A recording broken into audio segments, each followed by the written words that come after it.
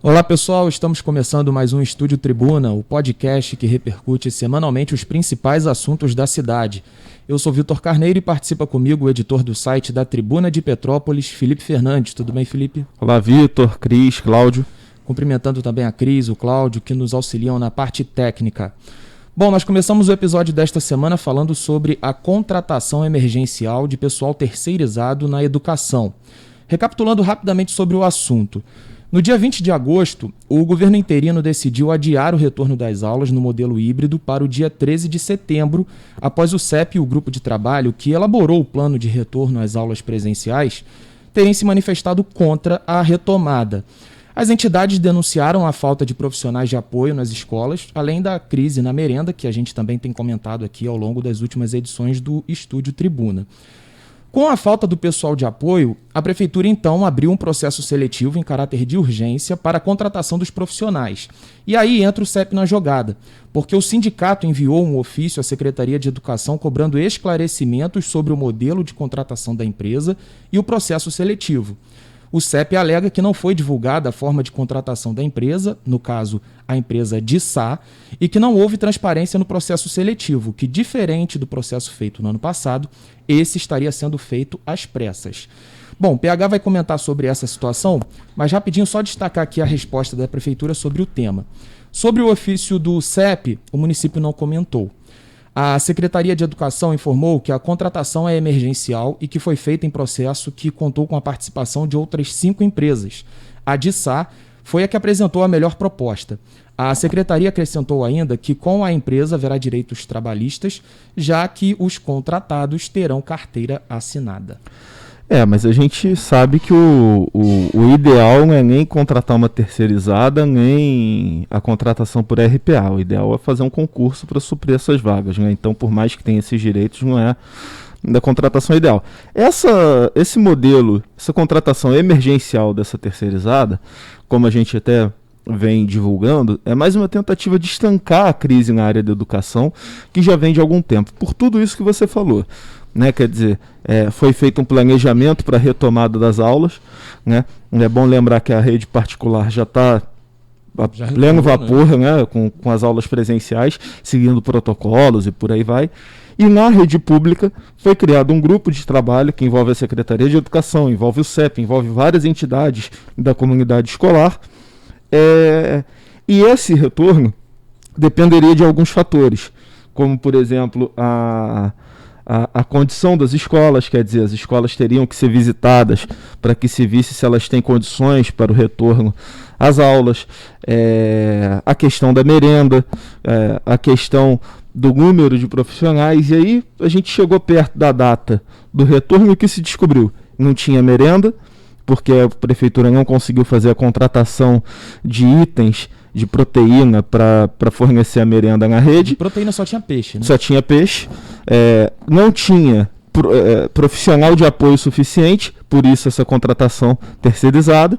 E não tinha também... nem todas as escolas tinham selo de escola segura, quer dizer, nem todas as escolas, mesmo num prazo aí de meses, nem todas as escolas foram visitadas. Então é uma crise na área da educação. O Partizan noticiou até que já tem até uma intervenção, uma espécie de intervenção branca na Secretaria de Educação, com o chefe de gabinete despachando de lá. E essa contratação da terceirizada é uma tentativa de colocar profissionais de uma forma mais rápida, né? A gente sabe que contratação por RPA também tem uma série de problemas e também já foi muito questionada, então é um modelo que também tem os seus problemas, né? E aí, esse caso agora foi parar no Ministério Público. Por quê? Porque o CEP perguntou para a Prefeitura, pediu esses esclarecimentos, a Prefeitura, segundo o CEP, não informou, e o CEP foi ao MP pedir os esclarecimentos ao Ministério Público do porquê da contratação, qual foi o modelo e principalmente essa questão da divulgação, né? Então é um caso que deve render novos capítulos aí dessa história para frente. E nós tivemos também até o Le Partisans divulgando na última semana, né, PH, que muitas pessoas questionavam, né, a forma como essa informação ela vinha sendo divulgada em relação à entrega dos currículos, o período que os interessados teriam para entregar os currículos. Como disse o Partizan, só pelo Zap. Só pelo Zap. E esse é o problema, esse é o principal questionamento. O CEP questiona, e nesse ponto eu acredito até que de maneira correta, que deveria ter uma ampla divulgação, né? Afinal de contas, é um processo seletivo de uma área importante para a educação, contratado por uma terceirizada, mas que é contratada da prefeitura. Então, assim, é uma coisa de interesse público. Então, a divulgação deveria ser ampla, né? Ampla e restrita, não ficar escondida em determinado lugar, né? E ainda mais nessa época, né? Tá todo mundo precisando de emprego. Além disso tudo, ainda tem esse fator, né? Tem muita gente querendo uma oportunidade. Bom, agora o assunto também é bem polêmico, né? A gente agora fala sobre a fila de espera por leitos de UTI não Covid. Bom, informações fornecidas pela Defensoria Pública à Tribuna mostram que a fila de espera por leitos de UTI não Covid no município chegou a ter 18 pessoas na última sexta-feira, sendo que mais da metade seriam pacientes com idade acima de 60 anos. Segundo a Defensoria, há dias que a fila de espera na regulação de leitos chega a um número acima de 10 pacientes. A maioria internada na UPA Centro, aguardando a transferência, e outros dentro do próprio Hospital Alcides Carneiro.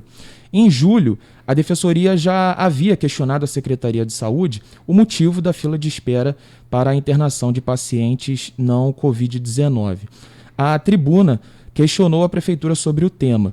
Em nota, o município destacou que, com a queda na taxa de ocupação de leitos de UTI Covid-19 desde junho e com o aumento da demanda por leitos para pacientes com outras enfermidades, a Secretaria de Saúde reestruturou a rede, remanejando leitos antes destinados a pacientes com Covid-19 para pacientes com outros problemas de saúde.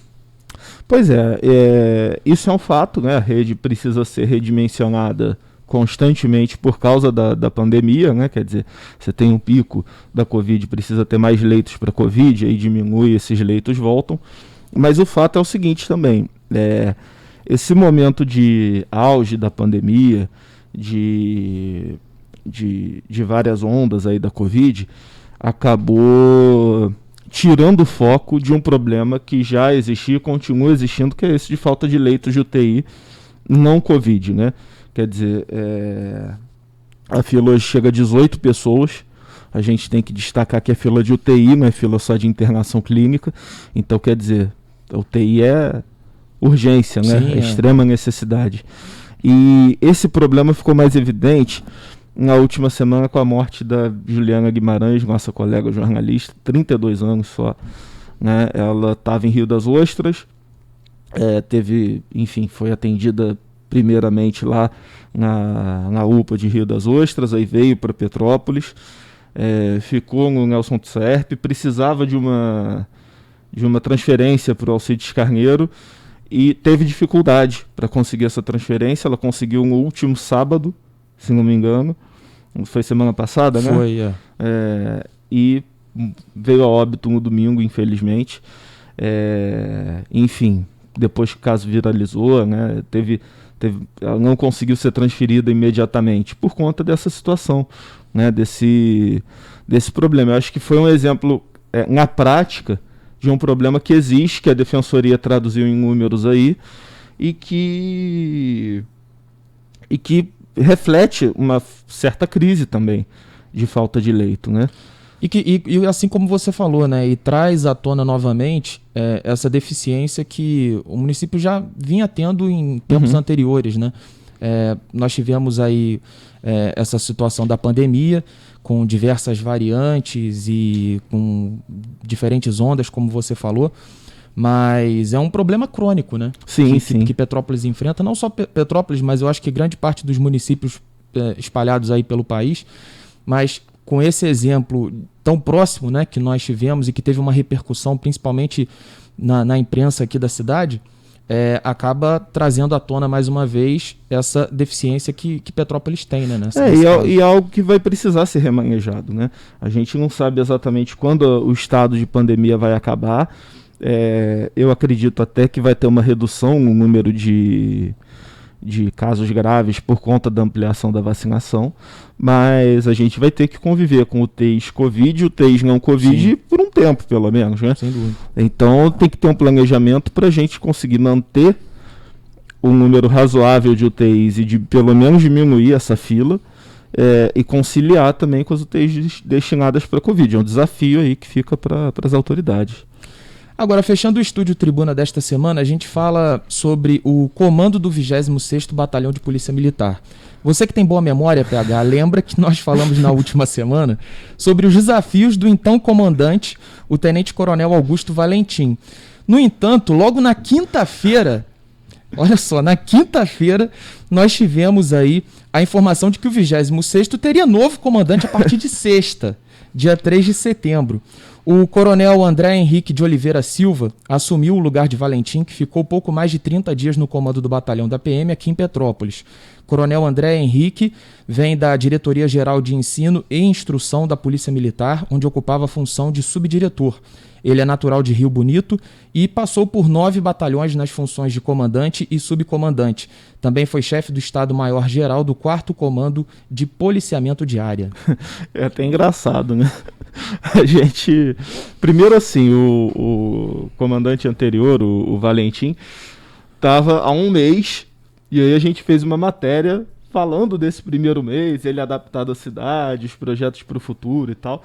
E para quem ouve a gente depois, a gente faz o podcast toda quarta-feira. Exatamente. E na quarta a gente comentou aqui, né? Os projetos do comandante. As demandas, agora, né? As demandas, agora que ele chegou aqui, o que ele ia fazer, como ele ia, né? Quinta-feira de manhã, troca o comando. Mas enfim, aí a gente acompanhou a troca do comando, Sim. Ainda não deu para ter uma entrevista mais aprofundada e tal, como tinha sido com o Valentim, mas a gente foi lá na troca do comando. O novo comandante, as primeiras palavras dele foram no sentido de dar continuidade a esse trabalho, dar continuidade, inclusive as linhas que o ex-comandante Valentim tinha dito, né, de aproximação com a comunidade, estreitar a relação com as demais forças de segurança. Então, aparentemente, muda o comando, mas as linhas gerais continuam as mesmas, né? Vamos ver aí como vai ser. Não dá nem para comentar muito, porque é muito pouco tempo. Não tem como. Né? E é basicamente isso. A gente não sabe exatamente o porquê desse comando. De vez em quando a Polícia Militar tem, de fato, essas trocas, né? Tem uma espécie de rodízio, não nessa velocidade. Sim, mas é normal que o comando seja trocado de tempos em tempos, né? É uma praxe e a gente precisa lembrar, a gente não sabe, de novo, não se sabe exatamente qual foi a razão da troca, né? E eu não estou relacionando com isso, mas é importante destacar que na capital também houve uma troca da Secretaria da Polícia Militar Sim. em agosto, né? O comando trocou, teve até uma crise lá na Polícia Militar do Rio, no comando geral da PM, né? E o governador Cláudio Castro trocou o comando. O coronel Luiz Henrique Marinho assumiu o comando no final de agosto. Então, assim, é um processo de mudanças aí na polícia, mas a princípio as linhas, tudo que a gente falou aqui do outro comandante, a princípio continua valendo. Continua valendo para esse pro novo, né? Até porque também as demandas, né, continuam sendo as mesmas, né? Então... Exatamente. E eu acho que os desafios são os mesmos. Os desafios também. Petrópolis é uma cidade relativamente segura, mas precisa muito da questão da ordem urbana, né? Então eu acho que é por aí. O trabalho que ele vai ter, de fato, vai ser de continuidade. Segue a mesma linha, né?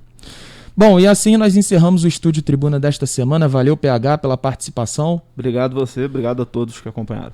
Bom, agradecendo também ao Cláudio e à Cris pelo suporte técnico e lembrando, acompanhe as plataformas digitais do Grupo Tribuna. Na semana que vem, nós estaremos de volta trazendo mais informações e análises. Fique ligado e até a próxima.